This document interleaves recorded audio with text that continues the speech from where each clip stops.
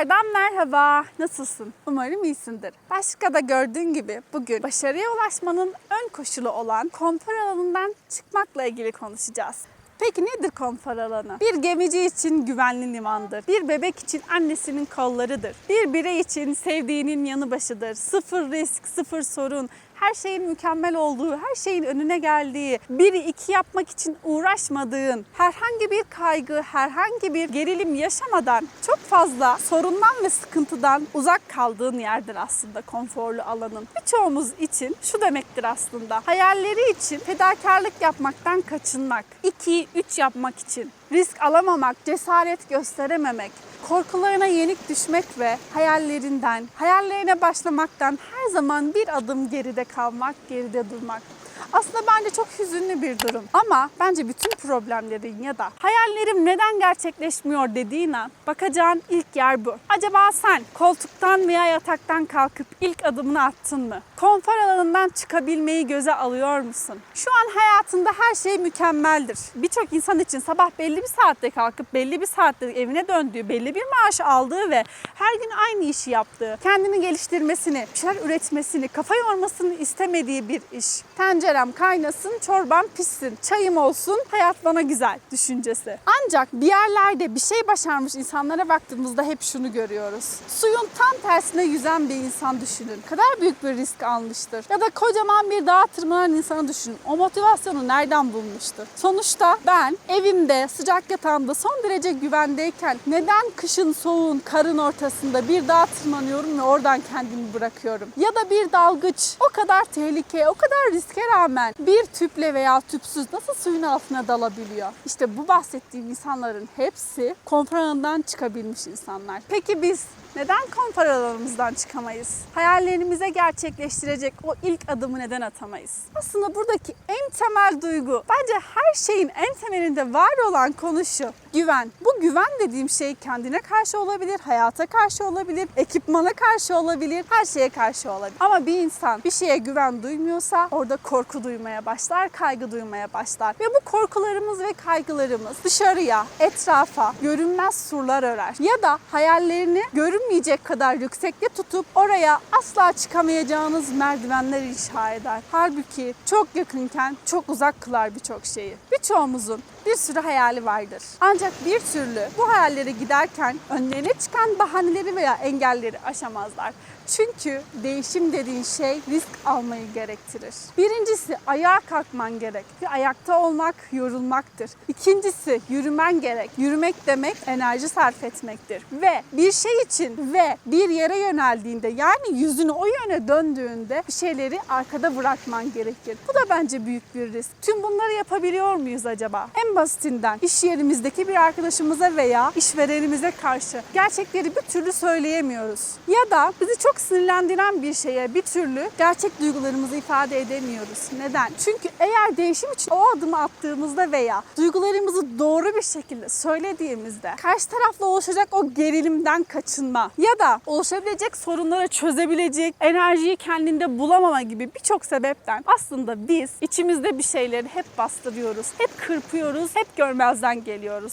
İşte bu yüzden hayallerine bir türlü varamadan 20'li, 30'lu, 40'lı yaşlara gelmiş insanlar haline geliyoruz ve artık benden geçti diyoruz. Konfor alanından çıkmanın bence bir diğer yüzü de bir şeylerden muaf kalma isteği. Çünkü insanoğlu en az enerji ilkesiyle aslında yönetilir. Ama temelde bedeninin ve zihninin asıl ihtiyacı olan şey hareket halinde olmaktır. Konfor alanımızdan çıkarken bize engel koyan şeylerden birisi de etrafımızdaki insanların yapacağımız veya hedeflediğimiz şeyi zorlaştırması, gözümüzde büyütmesi ya da bizimle ilgili yapamazsın, edemezsin, el alem ne der, aman otur oturduğun yerde gibi yorumlarıdır. Peki bir insan sana yapmak istediğin bir şeyi söylerken hayır orada dur, daha öteye gitme dediğinde bunun ne anlama geldiğini biliyor musun? Diyelim ki sen Avrupa hayalleri kuran birisin. Bunu bir arkadaşına bahsettiğinde o Avrupa'daki hayatın ne kadar pahalı olduğundan, vizenin çıkmadığından gibi birçok engelden bahsetti sana. Bu aslında iki şeyi gösterir. Birincisi isteyebilirsin. Aslında o kişi de onu yapmak istiyor ama buna imkan bulamıyor ve senin yapacağın şeyi belki temelde bir yerde kıskanıyor. Bir diğeri, sen diyelim ki hayatınla ilgili büyük bir değişiklik yapacaksın. Mesela eşinden boşanacaksın, mesela evleneceksin, iş değiştireceksin gibi. Bu insan sana yapma, etme diyorsa bu aslında seninle ilgili bir şey olmaktan çok o insanın sınırlarını gösterir. Yani o insan senin yerinde olsaydı o böyle düşünürdü, böyle yapardı. Çünkü o bu kadar. Onun sınırları ve hayat algısı bu kadar. Ancak sen ondan bambaşka bir bireysin. O yüzden insanların senin konfor alanından çıkmaya çabalarken seni geriye çektiklerini hissettiğin an sadece bu iki şeyi düşün. Kıskanılıyor olabilirsin.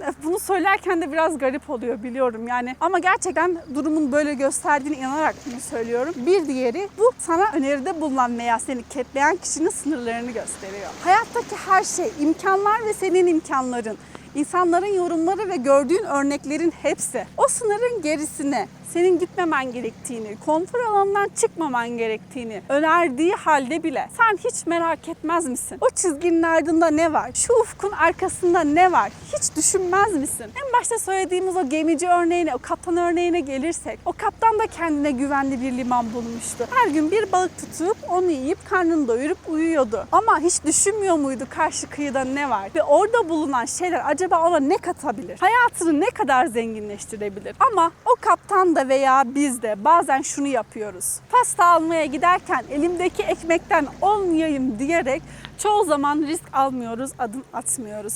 Böyle zamanda hayat duranlaşıyor ve sen sadece ve sadece etrafındaki etkilere tepki veren, ikincil, edilgen bir şahıs olmaya devam ediyorsun. Bu gerçekten istediğin bir şey mi? Aslında bunu sormak gerek. Ve bir diğer aslında ciddi konu ise, bunu oturup ciddi konuşmalıyız. Sen adını bilmiyorum ama adına sesleniyormuşum gibi düşün. Acaba potansiyelin kaçta kaçını kullanıyorsun? Bu kendine haksızlık değil mi? Birçok insan var, telefonun diyelim ki 100 GB hafızası var. Bunun sadece 20'sini kullanıyor. Baktığın zaman bir insanın amacı nedir? Lazım olur da o zaman kullanırım. Acil bir şey olsun, telefonunu yavaşlatıyor gibi birçok sebep sunar. Ama telefonun potansiyeli tam olarak kullanmaz. Eğer fotoğraf çekmeyeceksen, yüksek çözünürlüklü bir kamera almanın ne anlamı var? Eğer üzerine yazmayacaksan bir defter almanın ne anlamı var? Eğer koşmayacaksan, eğer yüzmeyeceksen ve bir şeyleri değiştirmeyeceksen bu elin, bu ayağın ne anlamı var? Eğer doğru bir şey söylemeyeceksen ve hayatta bir farkındalık, değişiklik yaratmayacaksan konuşmanın ne anlamı var?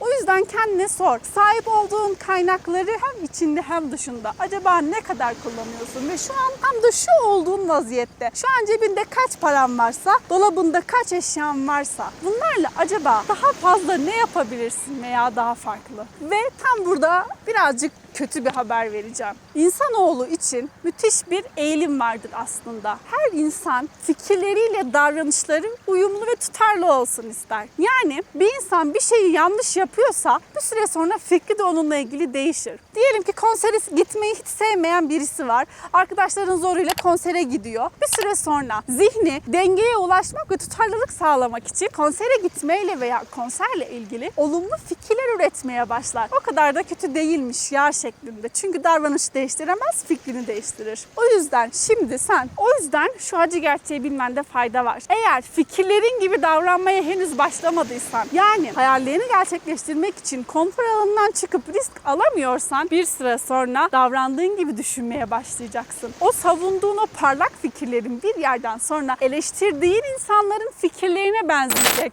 Çünkü yaşamak için ve tutarlı, sağlıklı bir birey olmak için beyninin bu dengeye gelmesine ihtiyacın var. O yüzden en olağan çizgiyi bulup fikirlerini ve davranışları birbirine yakınlaştırman gerekiyor. Biraz konfor alanından çıkıp biraz daha gerçeklere yaklaşıp bu hedefe varabilirsin. Konfor alanından çıkmak bazen şuna benzer. Bungee jumping hiç yaptın mı veya paraşütle atlama? Onu yapan insanları bir hayal et hiç yapmadıysan. Bir yerden sonra bindiğin şey yükseliyor. Gerçekten büyük bir yüksekliğe geldiğinde oradan kendini atman gerekiyor. Aslında bir adım atsan olup bitecek. Yaşadığın şey orada kalacak. Ama biz genelde o adımı atamayız. Gerisi zaten bizim elimizde değil, kendinden gelecektir. Ama birçok insan o bungee jumping rampasına çıktığında atlayamıyor. O ilk adımı çıkamıyor. Neden? Çünkü olduğu yer kendini bırakacağı yerden daha güvenli. Ve beyin sinyal veriyor. Kendini korumalısın. Kendini koruman gerek. Atarsan şu olabilir, bu olabilir. Ama bir yanında sen atlamak istiyorsun. Çünkü o yüzden o rampaya çıktın. Adımını attığın an aslında ne kadar eğlenceli olduğunu, hatta Hatta o riski almanın, o cesareti göstermek kadar tatmin edici ve doyurucu olduğunu görüyorsun. Ama birçok insan hiçbir şekilde devamını gerçekleştiremiyor. Paraşüt için de aynı şekilde. Paraşütle atlamada birkaç adım atıp bir yerden sonra yükseliyorsun ve dağların, tepelerin üzerinden geçip etrafı seyrediyorsun. Eğer o bir iki adımı atamazsan geri kalan manzarayı da hiçbir zaman göremezsin. Sadece fotoğraflarda belki. Tamam, bunların hepsi okey. Ama bir yerlerde hala sorun var. Ben çok oyalanıyorum, yapmam gereken çok şey var şeklinde kendinle ilgili takıldığın yerler varsa o zaman şu önerimi uygulamanı tavsiye ederim. Öncelikle hayatında şu an için hedeflediğin, yapmaya çabaladığın ilk 25 şeyi listele. Yapman gerekenler, yapmayı çok istediklerin şeklinde bunları yaz.